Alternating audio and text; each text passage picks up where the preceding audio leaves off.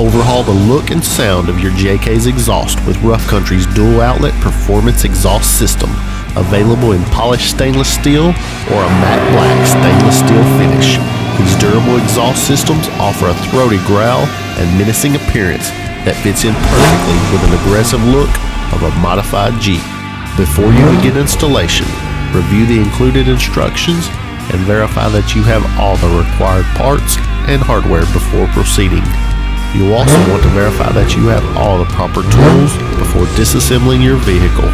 To begin installation, remove the factory clamp on the exhaust pipe and remove the stock exhaust pipe and muffler from the stock hangers.